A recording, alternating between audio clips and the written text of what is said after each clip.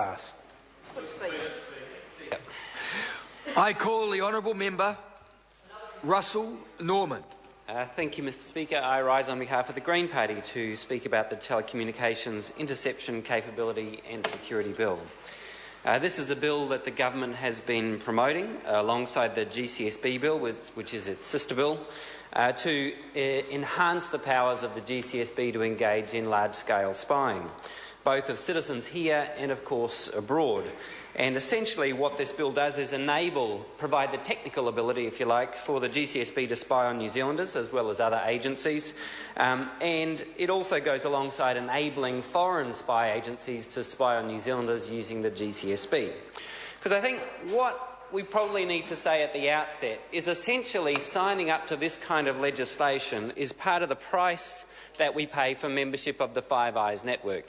The Five Eyes network is a network between five countries that have worked together, the United States, the UK, Canada, Australia, New Zealand, in order to engage in large-scale surveillance. The revelations that have become almost daily now as a result of Edward Snowden, the revelations about the true nature of this Five Eyes network have become daily shocking news to people all around the world, as we've discovered exactly what it is that our spy agencies are doing, because of course they never told us what they were doing, but as a result of these massive leaked documents we now understand what they are doing.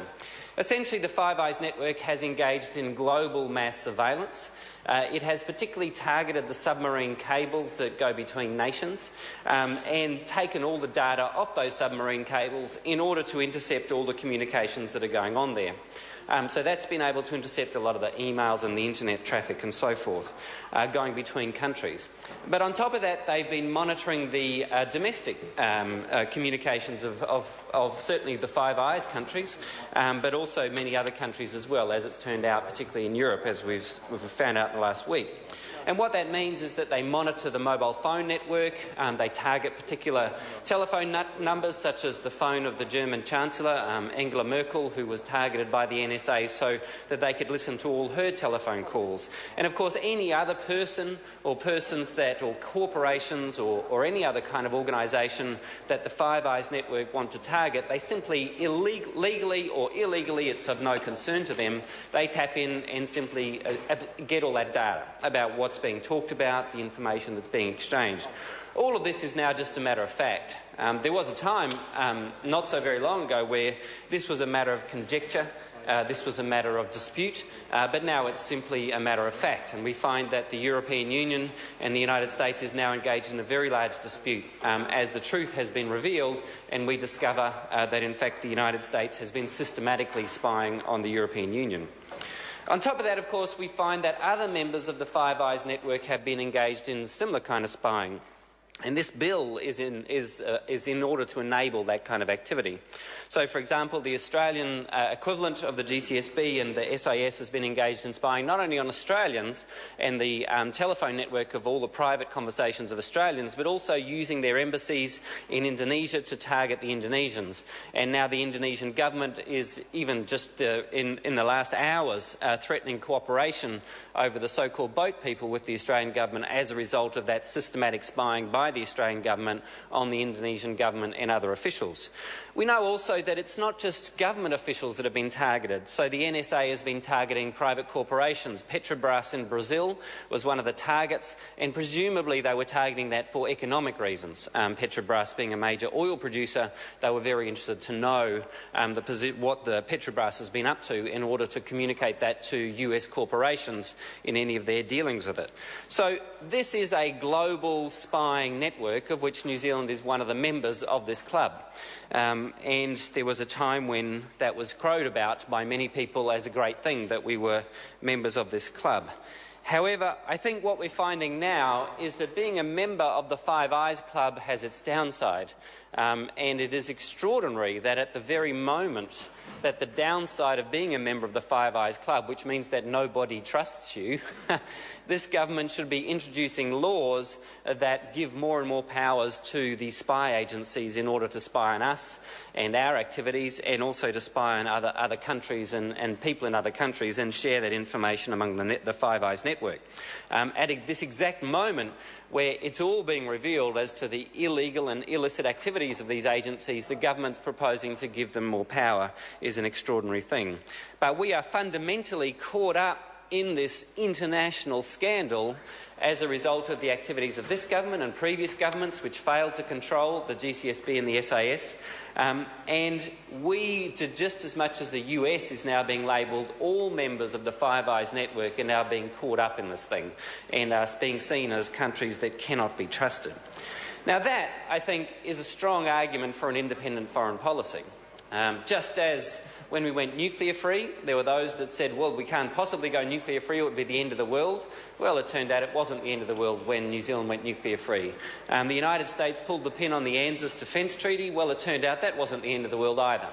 And so just small independent countries all over the world have found that they do not need to be part of the US networks, these kind of surveillance networks, and just as we found we didn't need to be part of the US nuclear network, it is really time for New Zealand to take an independent foreign policy. And it's very difficult for New Zealand to have an independent foreign policy while we are a paid-up member of the Five Eyes network, which means that we must exchange all this information with other countries.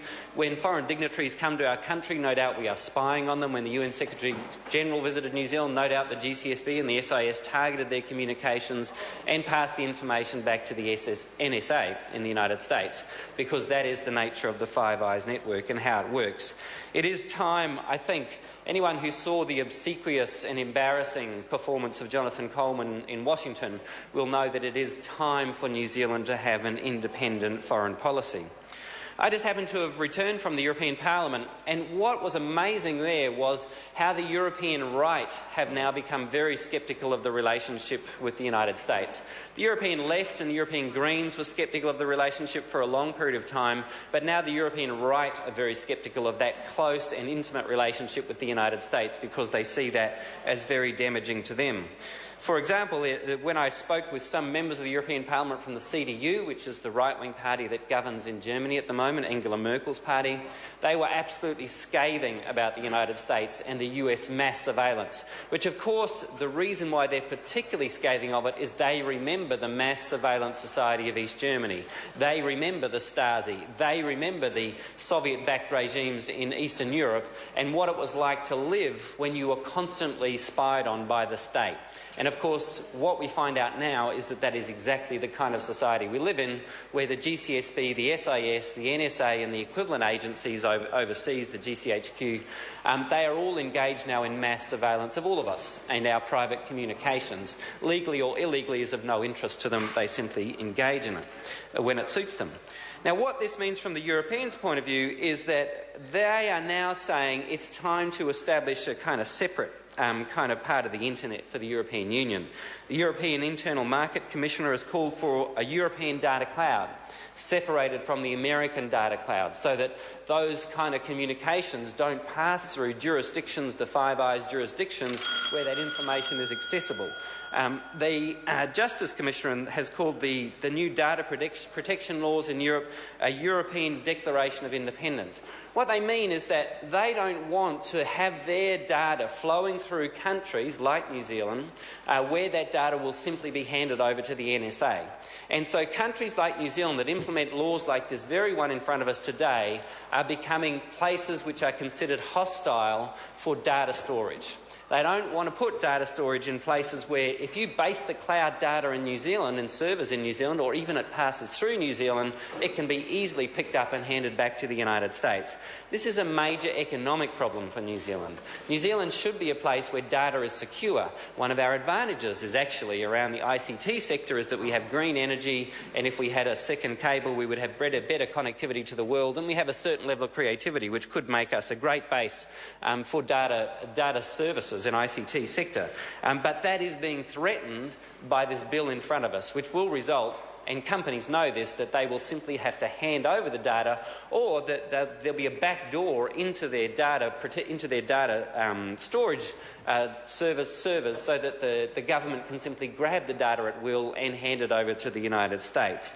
And that is fundamentally undermining the way that I would see we should be establishing an ICT sector in New Zealand, which is based around the cloud, but it's very difficult for that to happen. We don't know to what level of the balkanisation of the internet like this will happen, whether it goes further, but we do know that this kind of law undermines our ability to be world leaders in the ICT sector, which should be one of our growing and great sectors. That is, of course, on top of all the issues around democracy and living in a free and open society, which is fundamental to the things that we believe in and that this law threatens. The very idea that you can have a private communication is threatened by this law. And so there are not only economic reasons, but there are fundamental democratic and privacy reasons for opposing this law, which is just so backward-looking. I call the honourable member